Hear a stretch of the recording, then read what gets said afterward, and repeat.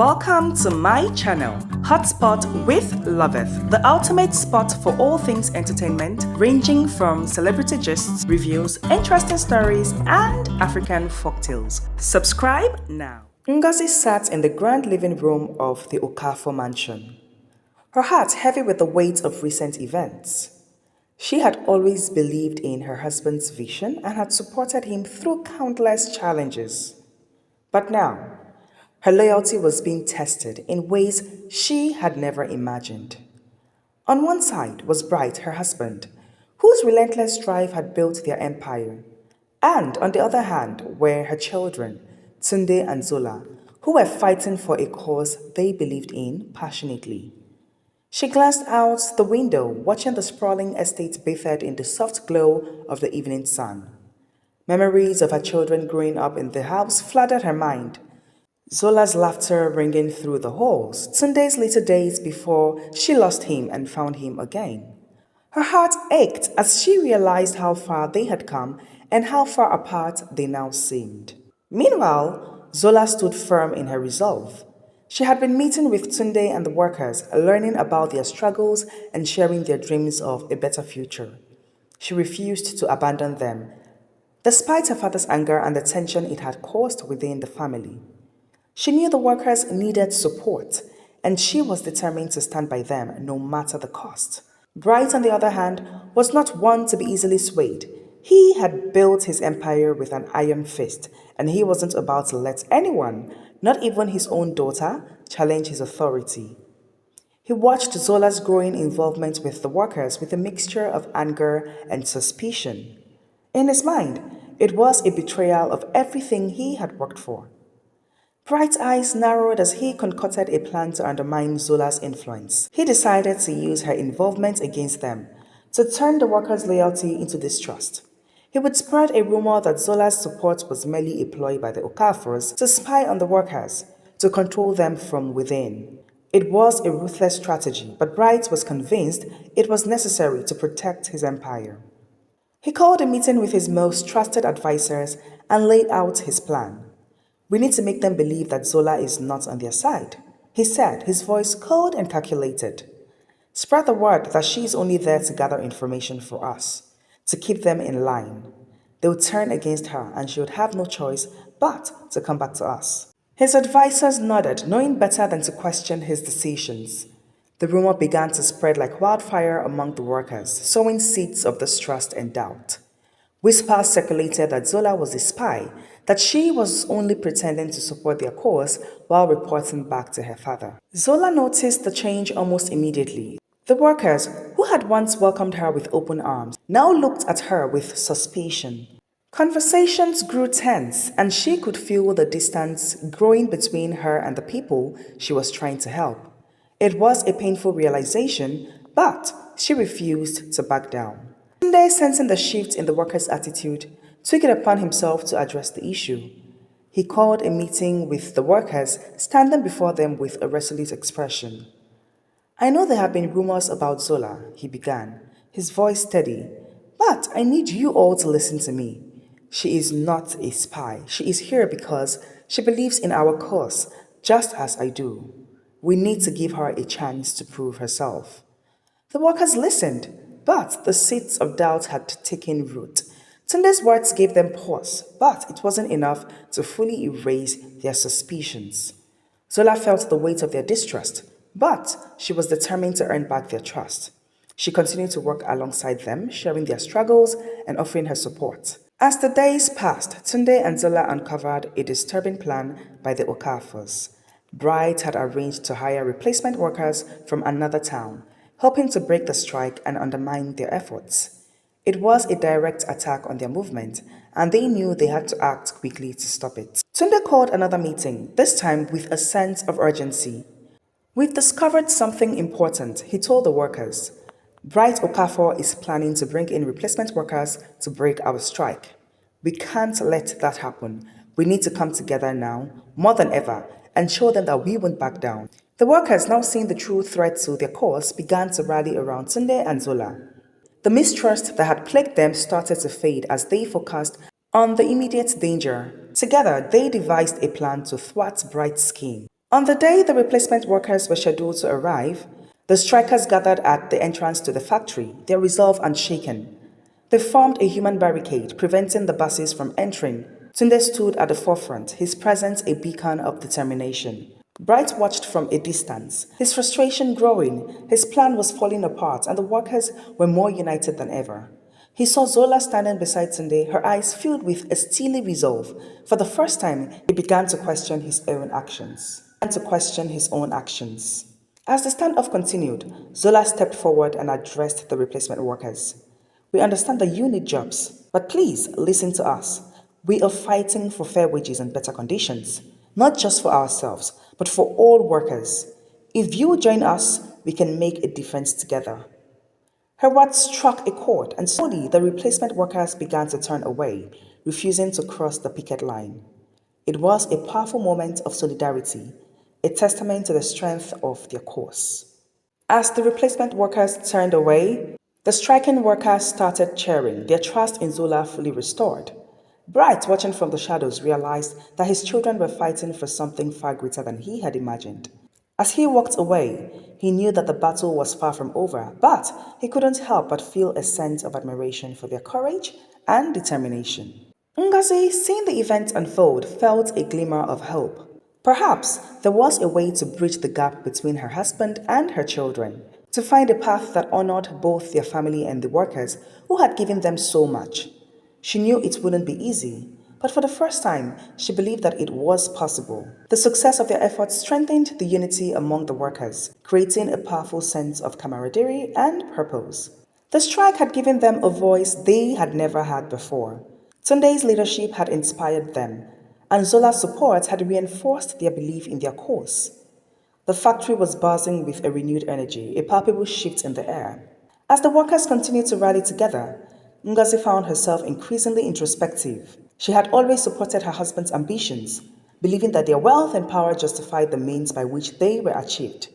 However, seeing the conviction in her children and witnessing the workers' plight firsthand began to erode her confidence in the righteousness of their methods. One evening, as she sat alone in her lavish living room, memories of Tunde's impassioned pleas and the workers' desperate eyes haunted her. The luxury that surrounded her felt suffocating, a stark reminder of the disparity between her life and the lives of those who toiled for the Okafor Empire. She began to question her role in the oppression, wondering if her silence and complicity had contributed to the injustices. The more she thought about it, the more she realized that she needed to act. She couldn't continue to stand idly by while her family perpetuated a system of exploitation. Determined to make amends, Ngozi decided to visit Tunde secretly, seeking his forgiveness and hoping to find a way to bridge the gap between them. Late one night, under the cover of darkness, Ngozi slipped out of the mansion. She wore a simple dress and pulled a scarf over her head to avoid recognition. She drove herself to the modest apartment where Tunde was staying, her heart pounding with a mixture of fear and anticipation. When she reached his door, she hesitated for a moment before knocking softly. Tunde opened the door, surprise flashing in his eyes. When he saw his mother standing there, "Mom," he said, his voice tinged with confusion. Ngozi, feeling the weight of her emotions, took a deep breath. "Tunde, I need to talk to you. Can I come in?" He stepped aside, allowing her to enter the small, sparsely furnished apartment. It was a far cry from the opulence of the Okafor mansion, but it felt more genuine, more real. Ngozi sat down on a worn-out chair, her hands trembling slightly. "Tunde, I've been doing a lot of thinking," she began, her voice wavering. "I've seen the pain and suffering that you and the workers have endured, and I realize now that I have been complicit in it. I want to apologize for my part in all of this. I'm so sorry for everything you've been through." Tunde listened, his expression unreasonable. "Mom, it's not just about apologies. It's about real change. The workers need more than just words. They need action." "I know," Ngozi said, her eyes filling with tears. "That's why I'm here. I want to help. I want to support your cause from within the family. Please come home. Let's fight this together." Tunde shook his head, his resolve unwavering. I appreciate that, Mom, but I need to fight from the front lines. I need to be with the workers, leading them and showing them that I am one of them. Change has to come from within the system, yes, but it also needs to come from the ground up. I can't abandon them now. Ngozi felt a pang of disappointment, but also a deep respect for her son's commitment. She reached out and took his hand. I understand, Tunde, but I also want you to know that I'm with you. I'm going to do everything I can to support you and the workers. I'll use my position to advocate for change, even if it means going against your father and risking everything. Tunde squeezed her hand, a flicker of hope in his eyes. Thank you, Mom. That means a lot to me. Together, we can make a difference. The next morning, as the sun rose over the city, Ngozi made a bold decision. She called a press conference, inviting journalists from all the major media outlets. She knew that her actions would cause a stir, but she was prepared to face the consequences. As the cameras flashed and reporters gathered, Ngozi stood at the podium, her heart pounding in her chest. She took a deep breath and began to speak. Good morning. My name is Ngozi Okafor, and I'm here today to speak out against the injustices that have been occurring within my own family's business. For too long, we have exploited our workers, providing them with poor working conditions and inadequate pay. This is unacceptable, and it must change. There was a murmur of shock and confusion among the reporters. Ngozi continued, her voice steady. I am fully aware that this may jeopardize my standing within my family and the community. But I can no longer remain silent. I stand with the workers and with my son, Tunde, who has shown incredible courage and leadership in fighting for what is right. It is time for the Okafor family to take responsibility and to make meaningful changes. The press conference caused an immediate uproar. News of Ngozi's defection spread like wildfire, causing shockwaves throughout the business community and beyond. Within the family, Bright's reaction was swift and furious. He felt betrayed and humiliated by his wife's public declaration. How dare she? He shouted, slamming his fist on his desk. She's turning against her own family? Ngozi braced herself for the inevitable confrontation with her husband. She knew that her actions would have far-reaching consequences, but she was prepared to face them. She met Bright's anger with a calm resolve. Bright, this is the right thing to do. We can't continue to exploit our workers and expect to thrive. We need to make changes, real changes for the betterment of everyone. Bright's eyes blazed with fury. You've betrayed Ngozi. You have betrayed our family. Do you have any idea what this would do to us? I know exactly what it will do, she replied, her voice firm. It will force us to confront the truth and to take responsibility for our actions. It will make us better, stronger, and more just. Meanwhile, the workers were stunned by Ngozi's public support. Many of them had viewed her as part of the oppressive system. But her bold stance earned their respect and admiration. Tunde felt a renewed sense of hope and determination. His mother's support had given their movement a significant boost, and he was more committed than ever to fighting for justice. Zola, who had been torn between her loyalty to her family and her desire to support the workers, felt a sense of relief and pride in her mother's actions. She joined Ngozi in advocating for change, using her position within the family to push for reforms and to build bridges between the workers and the Okafor empire. The movement gained momentum, drawing support from other workers, activists, and the community leaders. The strike continued, but now it had a powerful ally in Ngozi, who used her influence to pressure the family and the business to negotiate in good faith. As the weeks passed, the Okafor family found themselves at crossroads. Bright, faced with mounting pressure from both within and outside the family, began to see the writing on the wall. The business was suffering, and his iron-fisted approach was no longer tenable. Ngozi's decision to publicly support the workers had come at great personal risk. She had shown that compassion and justice could prevail even in the face of adversity. Tunde, inspired by his mother's courage, continued to lead the workers with integrity and determination. The public support Ngozi offered to the workers caused a seismic shift within the Okafor family and among their business partners. The once united fronts began to show cracks as some members of the family and key allies felt betrayed by Ngozi's bold stance. Business partners, wary of the implications, started pulling out of deals, causing further strain on the Okafor empire. Ngozi overheard her husband, Bright, on a phone call late one night. His voice was low, urgent, and filled with frustration. She pressed her ear against the door, straining to catch every word. What she heard sent chills down her spine. Bright was trying to form an alliance with a corrupt politician, aiming to regain control and suppress the workers' rebellion by any means necessary. No, you don't understand. Bright's voice was a hiss. We need to take drastic measures. If the workers continue this way, we'll lose everything. I need your help to put them back in their place. Ngozi felt a surge of anger and fear. She couldn't let Bright endanger the workers' lives even when their children is at the front line. She burst into the room, her eyes blazing with fury. Stop it already, she shouted, cutting through the tension in the room like a knife. Bright looked up, shocked by her sudden entrance and her fiery tone. Ngozi, this is not your concern. He tried to say, but she cut him off, her voice trembling with emotion. Give up already. Your beloved daughter and I are not in support of this, and be rest assured that we will thwart whatever your plans are. It's not that hard, Bright.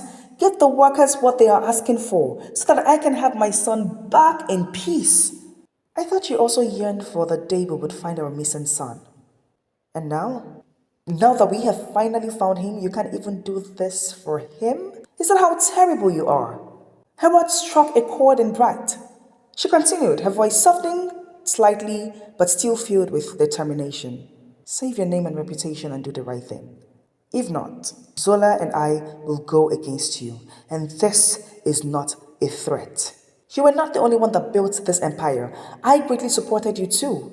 If you continue to remain adamant, then my daughter and I will leave and go far away from you. Bright stared at her, the weight of her words sinking in. For the first time, he saw the real possibility of losing not just his business, but his family as well.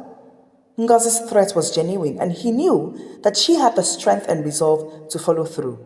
Her public support for the workers had already demonstrated her commitment to this cause. Bright's shoulders slumped, a sense of defeat washing over him. Ngozi was the only one who could melt his heart, and looking into her eyes now, he knew he couldn't fight her on this. Her words had bridged the gap between their family and the workers in a way he hadn't thought possible. I don't know what to do, Bright admitted, his voice breaking. I've always done what I thought was best for the business, for us. But now you need to think about what's best for all of us, Ngozi said, gently and firmly. The workers, our children, our future. This empire can be rebuilt, but not without integrity. We can't keep exploiting those who make our success possible. Bright finally nodded slowly, the realization dawning on him. You're right. I've been so focused on maintaining control that I've lost sight of what really matters. I'll call a board meeting. We'll make the changes. The next day, Bright called an emergency board meeting. The atmosphere was tense as board members filed in, whispering amongst themselves. Bright began, his voice firm. It's time for the Okafor business to change how we treat our workers. We are implementing new policies for better wages, improved working conditions, and more inclusive decision-making process. There were murmurs of surprise and dissent, but Bright held up a hand. I know this is a big shift, and it will come at a cost, but I've come to realize that it is the right thing to do. We cannot continue to thrive as a business if we exploit those who make our success possible. Ngozi watched with pride as Bright spoke, her heart swelling with hope. This was the man she had always believed in, capable of doing the right thing even when it was difficult. The board meeting ended with a unanimous decision to enact the proposed reforms.